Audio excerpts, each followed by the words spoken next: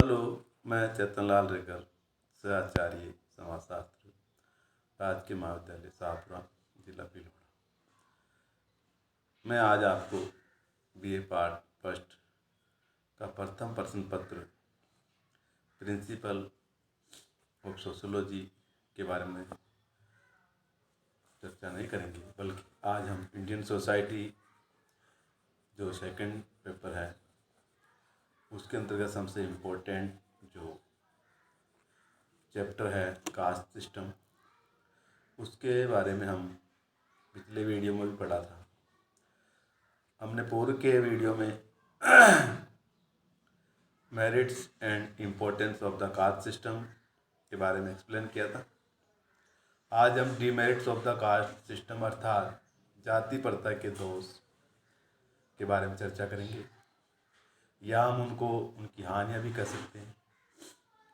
जाति व्यवस्था ने जैसे अनेक महत्वपूर्ण कार्य किए, किंतु समय के साथ साथ इसमें अनेक प्रकार के कुछ कमियां या दोष भी पैदा हुई।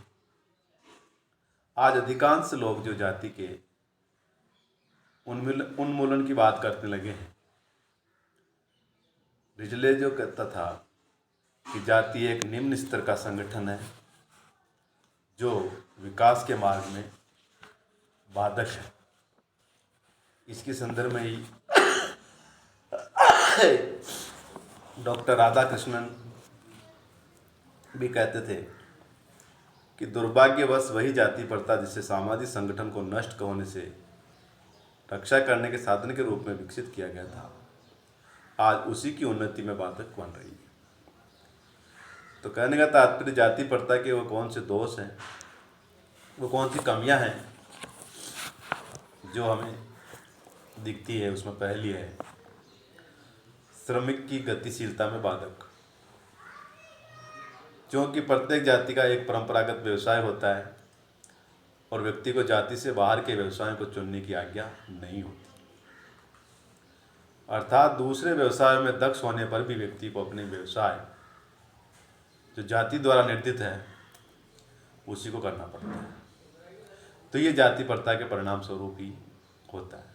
दूसरी कमी जो दोष है जाति प्रथा की, वो है श्रमिक की कुशलता में बाधक। जाति प्रथा में खान संबंधी अनेक प्रतिबंध हैं, निषेध हैं, जिनका कुप्रभाव लोगों की शारीरिक एवं मानसिक दक्षता पर पड़ता है। इसके अलावा जाति अंतर्विवाह के कारण कई बार वंशानुक्रमण में अनेक दोष उत्पन्न हो जाते हैं। इससे भी लोगों के स्वास्थ्य पर बुरा प्रभाव पड़ता है। तीसरी कमी है आर्थिक विकास में बाधक। जाति प्रथा के कारण उद्योगों में श्रम विभाजन उचित रूप से लागू नहीं हो पाता है। ऊंची जाति के लोग कारखाने में निम्न व्यवसाय नहीं करना चाहते और जातीय आधार पर विरोध गुट बन जाते हैं। जातिवाद के कारण योग्य व्यक्तियों को आगे बढ़ने का अवसर नहीं मिलता और अयोग्य व्यक्ति उच्च पद पर पहुंच जाते हैं। तो ये सभी स्थितियां देश के आर्थिक विकास में बाधा के रूप में कार्य करती हैं। इसी प्रकार नंबर 4 राष्ट्रीय एकता में बाधक। जाति व्यवस्था के अंतर्गत संपूर्ण समाज छोटे छोटे भागों में बंटा होता है और प्रत्येक जाति राष्ट्रीय हितों के स्थान पर जातीय हितों को प्राथमिकता देती है। तो जाति प्रथा ने ही समाज में छुआछूत, ऊंच नीच की भावना पैदा की और विभिन्न जातियों के लोगों को परस्पर मिलने नहीं दिया। इस कारण लोगों में राष्ट्रीय एवं हम की भावना का विकास नहीं हो पाया। जातिवाद की भावना ने राष्ट्रीय एकीकरण में बाधा पैदा की। तो कहने का तात्पर्य राष्ट्रीय एकता में बाधक के रूप में जाति प्रथा को एक जिम्मेदार माना गया है। नंबर 5 प्रजातंत्र विरोधी अर्थात डेमोक्रेसी के अगेंस्ट कैसे हैं कास्ट सिस्टम। इसलिए है कि ये हमारे प्रजातंत्र के लिए उपयुक्त नहीं है। उसके कुछ कारण हैं जिसको भी जानना हमारे लिए आवश्यक है। प्रजातंत्र का पहला सिद्धांत है स्वतंत्रता। इसमें व्यक्ति को विवाह, व्यवसाय, धर्म, खान पान से संबंधित स्वतंत्रताएं होती हैं, जबकि इन स्वतंत्रताओं पर प्रतिबंध जाति के द्वारा लगाया जाता है। जाति ये निश्चित करती है कि हम किसके साथ विवाह करेंगे और किसके साथ व्यवसाय अपनाएंगे, कौन सा व्यवसाय अपनाएंगे, क्या खाएंगे। तो इस प्रकार तो जाति व प्रजातंत्र क्या हुआ, परस्पर विरोधी। दूसरा कारण, दूसरा सिद्धांत है डेमोक्रेसी का, वह है इक्विलिटी, अर्थात समानता। समानता किस संदर्भ में है? जाति, रंग, लिंग, जन्म के आधार पर लोगों में भेदभाव नहीं किया जाता, सभी को समान अधिकार प्राप्त होते हैं, जबकि जाति जन्म से ही असमानता और भेदभाव की पोषक रही है। कुछ जातियों को अधिक सुविधाएं एवं अधिकतर को तो कुछ को उनसे वंचित ही कर दिया गया है। इसी प्रकार प्रजातंत्र में भाईचारे में विश्वास करता है, जबकि जाति नहीं करती है। नंबर 5, प्रजातंत्र सामाजिक न्याय में विश्वास करता है। कानून के समक्ष सभी समान है, किंतु जाति व्यवस्था के अंतर्गत जब ऊंची जातियों को निम्न और छुआछूत जातियों की तुलना में विशेषाधिकार प्राप्त रहे। इसी प्रकार प्रजातंत्र समाज में एकता पैदा करता है, जबकि जाति समाज को छोटे छोटे टुकड़ों में बांटकर विघटन पैदा करती है। जाति के आधार पर वोटों की राजनीति ने प्रजातंत्र में योग्य व्यक्ति के चुनाव में बाधा पैदा की। तो इन सभी कारणों से जाति को प्रजातंत्र के लिए अनुपयुक्त माना गया है। अब बात आती है नंबर 6, जो जाति प्रथा का दोष है, वो है निम्न जातियों का शोषण। जाति प्रथा के अंतर्गत निम्न जातियों से कठोर श्रम कराया जाता है, यानी लेबरिंग अधिक कराई जाती है, जबकि और उन्हें कैसे कार्य किए जाते हैं, उनके द्वारा गंदे घृणित कार्य उनको सौंप दी जाती है, और बदले में क्या मिलता है, जो पारिश्रमिक लेबरिंग जो चार्ज मिलता है उनको बहुत ही कम दिया जाता है। कई बार तो ऊंची जातियों के लोग इनसे बेगार तक लेते हैं।